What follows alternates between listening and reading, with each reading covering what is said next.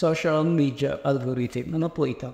Ito po isang set ng rules na nagka-classified o nag-arrange sa Facebook platform.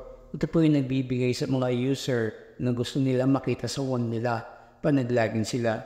Siya din po ang nag-evaluate sa mga post nyo, sa ad, story at reels natin na nag-arrange according sa interest po natin. Nangyayari po yan every time na nag-refresh kayo sa Facebook nyo.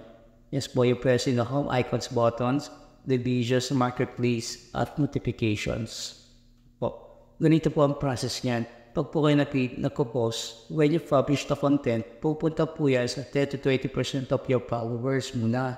Tapos po sa portion na people na hindi mo followers. Kaya po nakikita nyo ang circle na yan, which na 10 to 70% lang na followers. Tapos sa 80 to 90% na non-followers.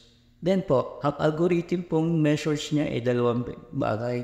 Isang watch time at engagement. Yes. If the Facebook account po na nakatingin sa spend time po ng watching your content, saka po yan magpupush sa madaming viewers na pareho ang interest po. Ang example po na ito yung video travel po ang pinost nyo. Yun po mga ma-interest sa place na nakaplay sa mga travels na nakalagay sa profile nila. Doon po lalabas sa wall nila yan, mga travels video nyo. Otherwise po, pag ang content nyo ay hindi na po ang attention ng viewers, hindi po siya mabuboost. Kaya po, in-add ni Meta yung bagong topics niya sa pictures niya. Sa Reels na bago update niya yun ng mga tags, mga topic para mabilis po kayo maklasify agad. Yes po. Now, balik po tayo sa viewers na content nyo. Yung nag-view, nag-engage, at nag-share, at nag-likes. Yeah, Facebook algorithms po, magpupushes po yung content nyo to the more viewers. Yun po yung suggested by you na makikita nyo sa wall nyo. Yes, maliban po sa sponsor busa at boost post na nakalagay.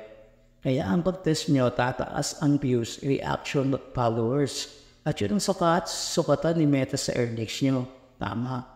Kaya tataas ang view. So alam nyo na bakit napula ang dashboard nyo. Di po kayo nag-active o nag-engage, nakikipagsosyal sa followers nyo. Kailangan po may sosyalan, kaya nga social media.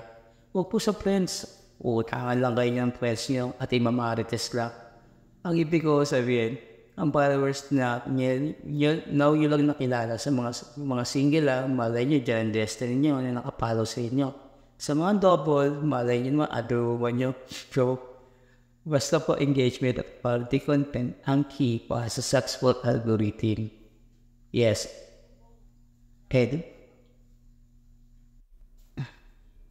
Any suggestions po o ideas, free po, comment down. Ano pag-usapan tayo kung manalabuhan kayo sa mga magsalabing kayo. Anyway, next for more watching a nice one. Good morning, good afternoon, and good evening. Well, a nice one. Ingat. See you sa next video tips at tutorials po natin. Be nice to anyone. Nice one.